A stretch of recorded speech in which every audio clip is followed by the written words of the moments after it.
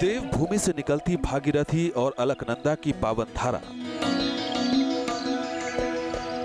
उत्तराखंड की पहाड़ियों के बीच से गुजरता गंगा का निर्मल प्रवाह, जिस गंगा के किनारे पनपती रही है हिंदुस्तान की संस्कृति और इंसानों की जिंदगी। सनातन काल से हर किसी को रही है जिस मोक्षदायिनी में एक डुबकी की हसरत। जिस पावन धारा में तैरती श्रद्धा के दीपों से फैलती दिखती है आस्था की रोशनी।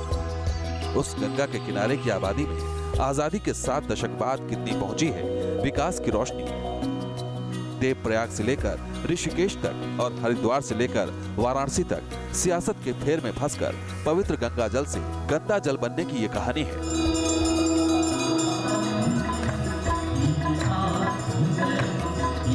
दंगल गंगा किनारे वाला में आज न्यूज नेशन का कारवां पहुंचा यूपी में गंगा किनारे के आखिरी शहर बलिया।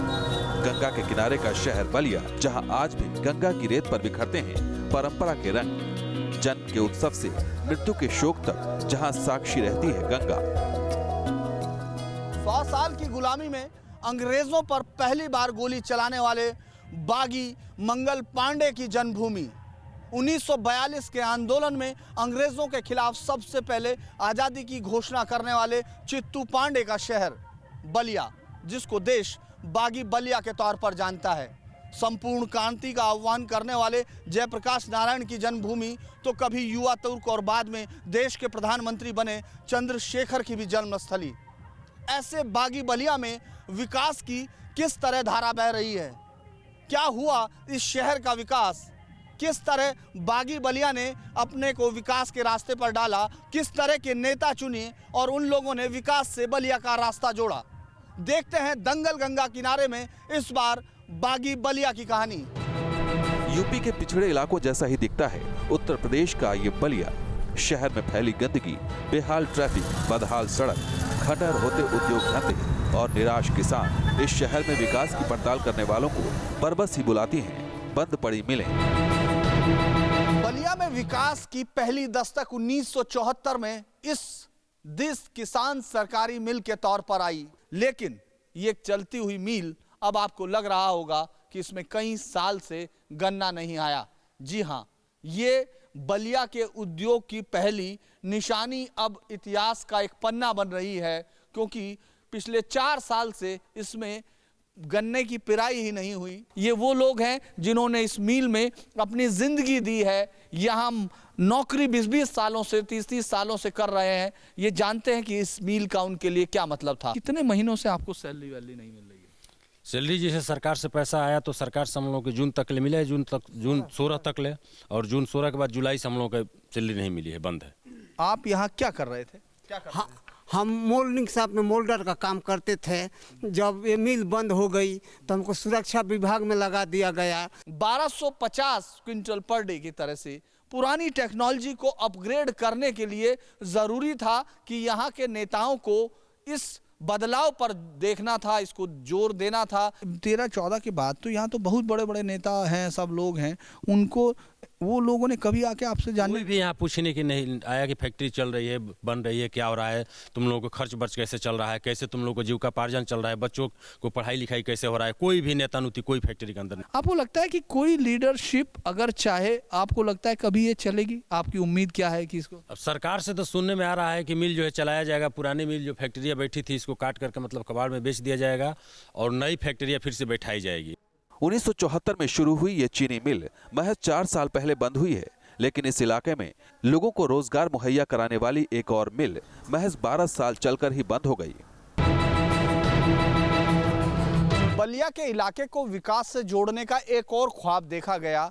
हम इस वक्त रसड़ा की उस कताई मिल में हैं, जिसको इसलिए बनाया गया था कि न केवल वो गांधी जी के सपनों के मुताबिक देश को निर्मित करने के लिए, यानी कपड़ा बनाने के सूती कपड़े को आगे बढ़ाने का काम करेगी, वहीं दूसरी ओर इलाके के लोगों को रोजगार मिलेगा और बलिया का नाम भी विकास के रास्ते पर आगे बढ़ेगा।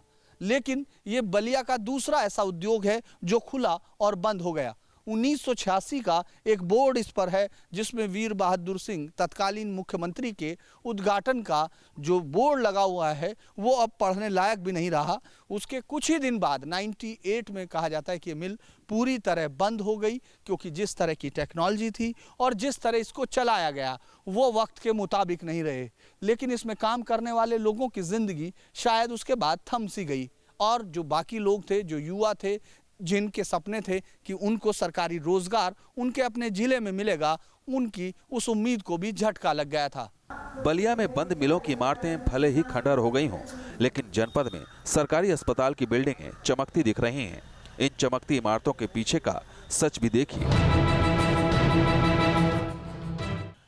ये ट्रॉमा सेंटर है, बड़ी देन है बलिया को, और इसके साथ साथ डिस्ट्रिक्ट हॉस्पिटल। बलिया के आसपास के गांवों की तमाम जिम्मेदारियां अगर गाजीपुर से इधर की तरफ आएँ तो बलिया में ही है, और बलिया आगे बॉर्डर तक बलिया जिला अस्पताल ही है जहां तमाम मरीज पहुंचते हैं। हमारे साथ बातचीत करने के लिए हैं डॉक्टर साहब। सीएम साहब, आपका पूरा नाम आप क्या लिखें? डॉक्टर गिरीश चंद्र मौर्य। अच्छा डॉक्टर साहब, मैं ये आपसे जानना चाहता हूं कि क्या स्थिति है, कितने मरीज आपके यहाँ बलिया में आते हैं? बलिया का ये जिला हॉस्पिटल है, कितने मरीजों को सैचुरेट करता है? कितने? ये जिला अस्पताल का ये ओपीडी बहुत ज़्यादा है, लगभग 1200 पर डे, 1200-1400 पर डे का ओपीडी है यहाँ।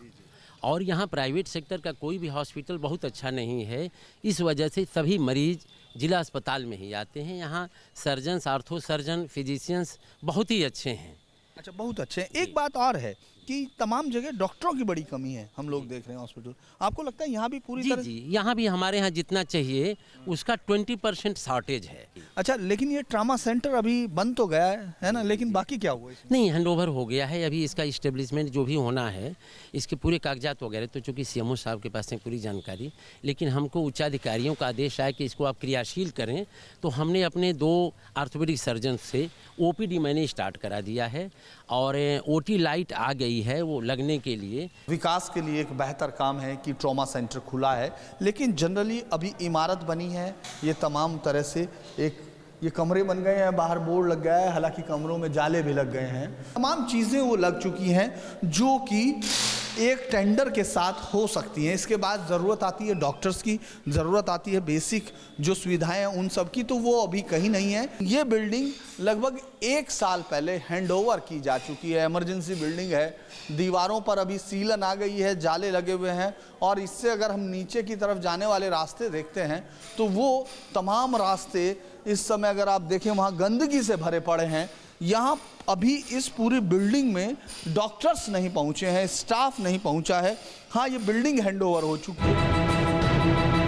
कुपोषित बच्चों को पोषण के दायरे में लाने के लिए बहुत सारी योजनाएं अलग अलग जगह हुई होंगी। हम लोग यहाँ इस वक्त बलिया में हैं, बलिया जहाँ ये स्थिति काफ़ी गंभीर है। तमाम कुपोषित बच्चे जो 6 माह से 6 वर्ष तक के बीच के हैं, उनमें अगर कोई इस लायक भी है कि उसको भर्ती कर रिवाइव किया जाए, तो उस तरह के ये सेंटर्स खोले गए हैं। ऐसे ही एक सेंटर के अंदर हम हैं। आप देखिए कि इस वक्त ये खाली पड़े हुए बेड मुंह चिढ़ा रहे हैं। आखिर क्यों नहीं पहुंच रहे? क्या एकदम सब पोषित हो गए हैं, सब कुपोषण से मुक्त हो गए? इस पर बातचीत करने के लिए हमारे साथ हैं डॉक्टर साहब। ये क्या दिक्कत है, एक भी बच्चा नहीं? हाँ, इसकी दिक्कत ये है कि जो हमारे मेन इसका है ICDS डिपार्टमेंट, जिसके में मैंने उन्हें 3 बार पत्र लिख चुका हूँ, वो DPO के। मैं इसके पहले 4 बार मैं मीटिंग में भी जा चुका हूँ, और इस बात को मैं उठा चुका हूँ DM के सामने भी, और वहाँ ये भी DPO के सामने, जो ICDS का जिले का हेड होता है।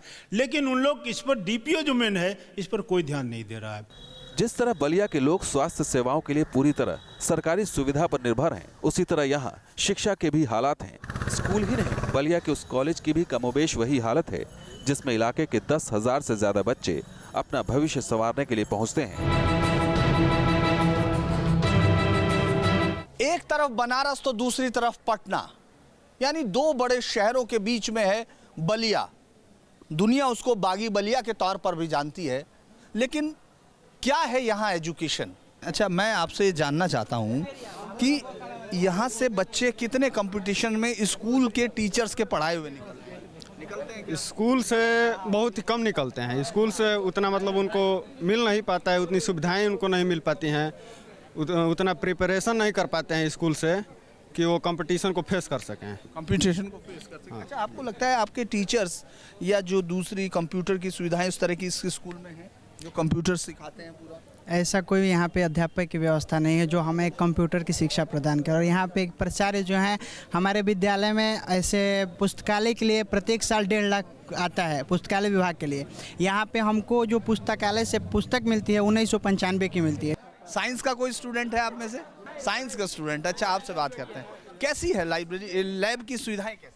जो यहाँ पे इंस्ट्रूमेंट है, आज हमारा फिजिक्स का लैब है, तो सर कहते हैं बहुत सारी ऐसी फैसिलिटी नहीं है, जो हमारे पास इंस्ट्रूमेंट नहीं है हम आपको नहीं करा पाएंगे, तो इस टाइप की व्यवस्था है। लेकिन एक दो ऐसे प्रैक्टिकल है जो कराए जा रहे हैं, और मोस्टली मतलब हम लोग को प्रैक्टिकल है जो यहाँ पे नहीं करवा पाते। मैं ये जानना चाहता हूँ कि क्या आपके पास जितने डिपार्टमेंट्स हैं उन तमाम में टीचर्स हैं अभी या कोई वैकेंसीज भी खाली? सभी पद तो नहीं भरे हैं, लेकिन अधिकांश विषयों में अध्यापक हैं, जिससे पठन पाठन चल रहा है।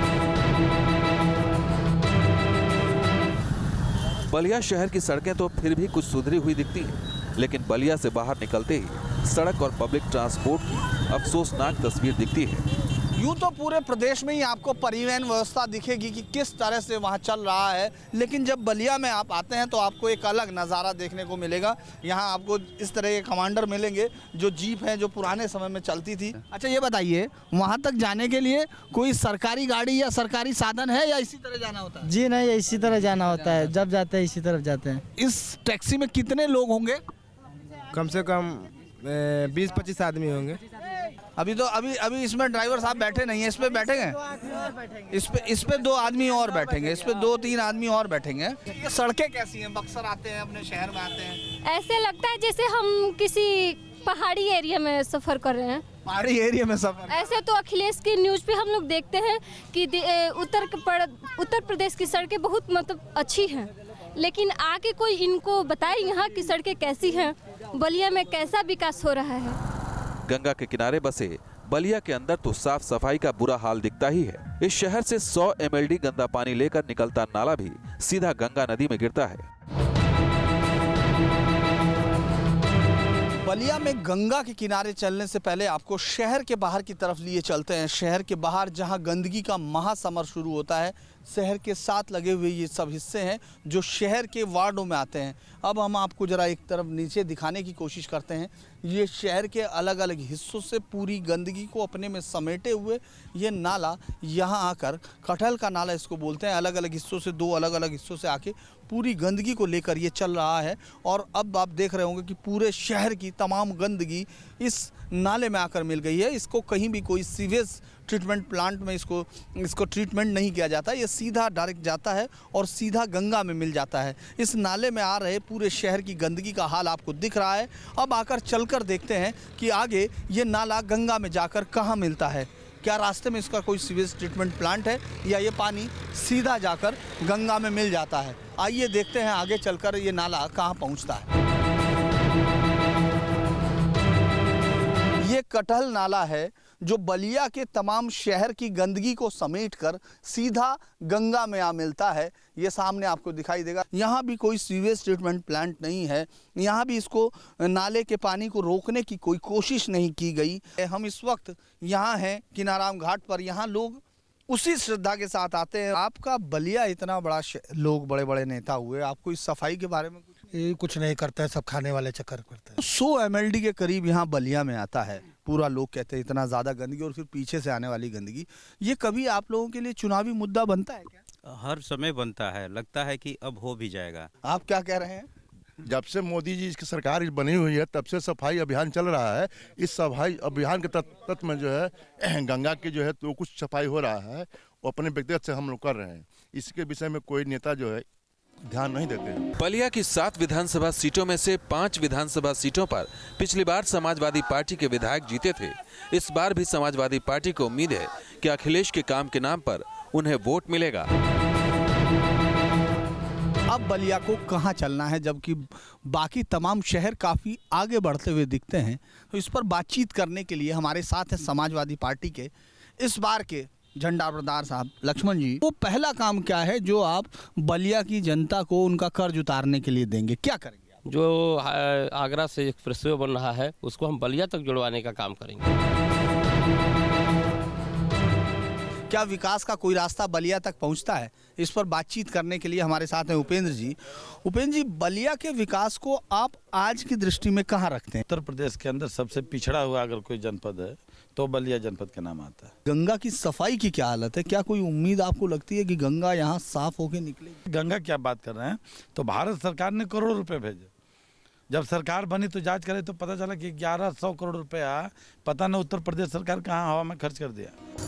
बहरहाल नेताओं के वायदे और दावे की हकीकत जनता देख और समझ रही है और 8 मार्च को इसका हिसाब भी लगाएगी। तो ये थी दंगल गंगा किनारे की न्यूज नेशन की यात्रा। वीडियो जर्नलिस्ट सत्या रंजन राउतरे के साथ धीरेन्द्र पुंडीर, न्यूज नेशन, गंगा किनारे, बलिया।